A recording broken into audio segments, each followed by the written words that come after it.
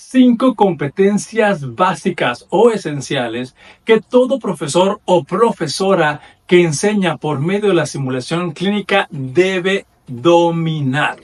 Así es, estimados profesores y profesoras de Ciencia de la Salud, en este episodio del podcast Educación Médica MX abordaremos estas 5 competencias docentes que tenemos que desarrollar en cada uno de los profesores y profesoras que van a incorporar la simulación clínica como parte de su asignatura o de alguna etapa de la carrera profesional en carreras de ciencias de la salud.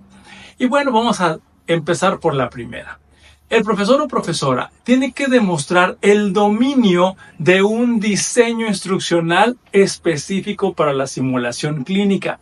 Esto quiere decir que el profesor o profesora tiene que planear actividades, diseñarlas y alinearlas a objetivos específicos o también alinearlas al perfil de egreso o a las competencias de egreso para que tenga una congruencia en el plan de estudios donde está participando. También estos objetivos de aprendizaje que van a ser demostrados en el escenario de simulación tienen que ser claros, tienen que ser específicos y tienen que ser adecuados al nivel de los estudiantes. Como ustedes saben, las carreras de la salud pueden tener profesores principiantes, intermedios y avanzados o los que ya están a punto de terminar la carrera profesional o la especialidad médica. Y para esto se requieren algunos escenarios de baja, mediana o alta complejidad de acuerdo a la etapa de los alumnos o al objetivo que se pretende demostrar a través de este escenario de simulación clínica. Por lo tanto, el profesor o profesora simulacionista debe tener una metodología para guiar este diseño y, como les dije hace un momentito, que los objetivos de aprendizaje estén bien alineados a las competencias esperadas y a los métodos de evaluación, que será algo que vamos a hablar más adelante. La segunda competencia que deben de tener los docentes que se dedican a la simulación clínica es el manejo de la tecnología y de los simuladores.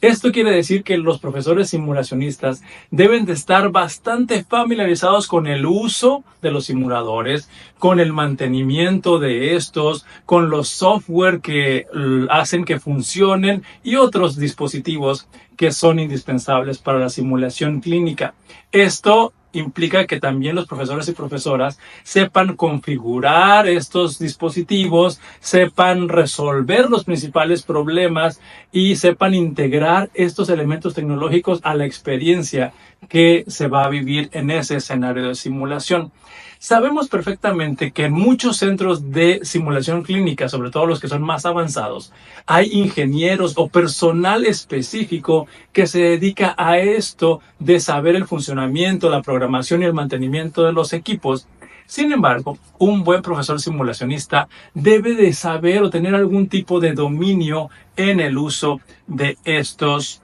dispositivos o maniquís, como se conocen coloquialmente. Por lo tanto, los profesores y profesoras simulacionistas deben capacitarse en el uso y el manejo de los simuladores de alta fidelidad, los softwares de apoyo y mantenerse muy actualizado en las innovaciones, en lo que se está haciendo en otras partes del mundo en el ámbito de la simulación clínica, porque actualmente se están integrando algunos elementos como son los escenarios virtuales, los escenarios de realidad aumentada, por mencionar algunos.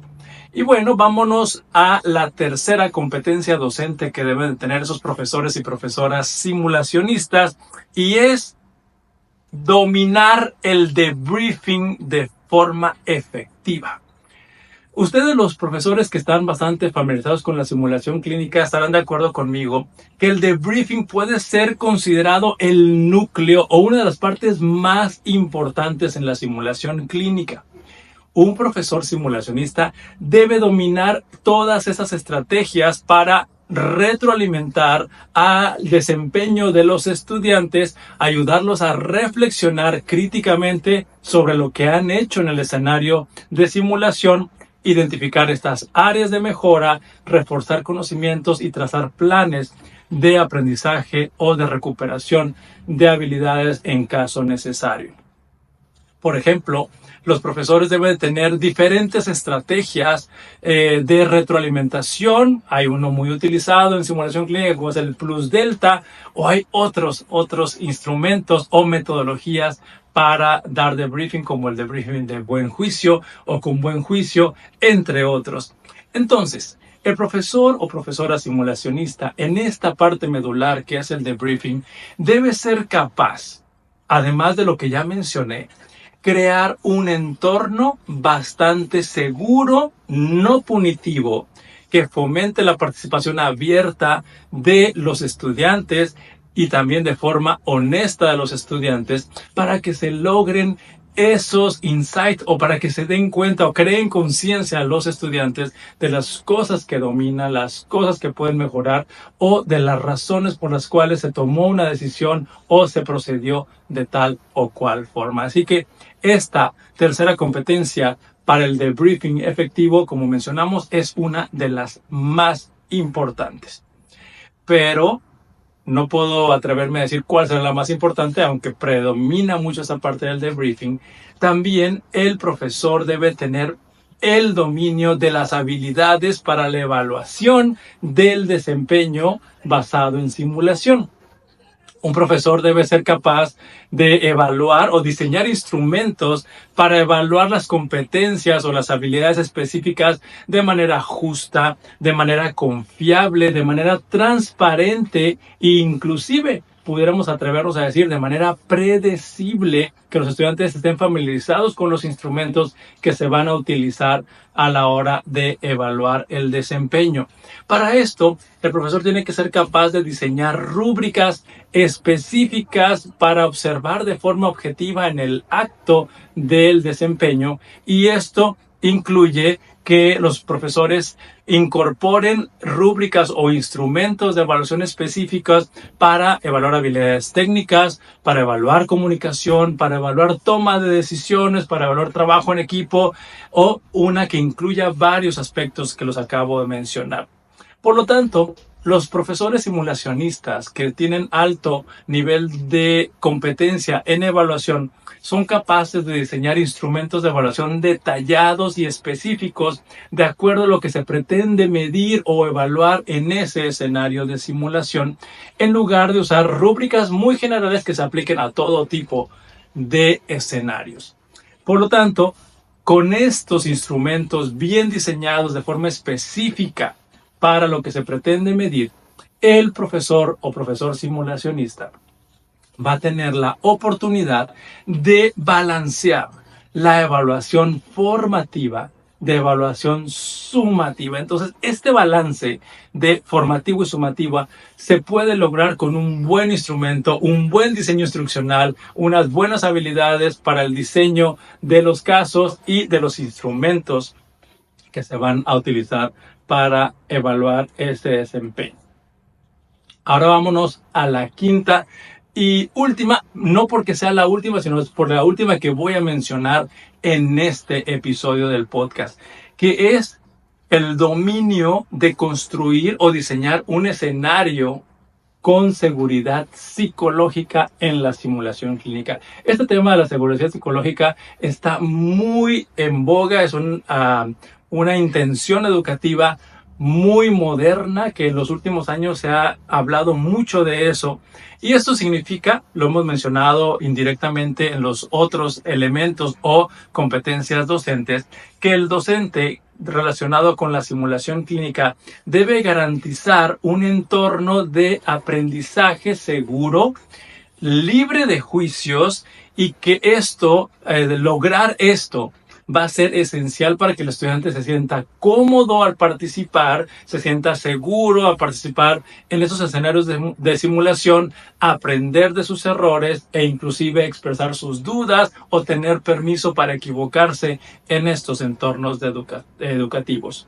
Por lo tanto, el docente que tiene esa competencia de construir un ambiente con seguridad psicológica debe practicar mucho la escucha activa, el respeto hacia las emociones, preocupaciones u opiniones de los estudiantes, establecer acuerdos muy claros al inicio de cada sesión donde se incluye la confidencialidad y el respeto, además de hacer algunos acuerdos en el momento del debriefing o el cierre de las actividades realizadas en simulación. Por lo tanto, un profesor dedicado a la simulación clínica o un profesor simulacionista debe ser no solamente experto en el contenido clínico de su disciplina, me refiero, hay diferentes carreras o diferentes especialidades en el área de ciencias de la salud y ahí hay expertise, hay mucha experiencia en esa parte clínica. Sin embargo, también el profesor simulacionista tiene que tener conocimientos o dominios, como lo hemos enlistado en estas 5 competencias docentes básicas que debe tener un profesor en simulación.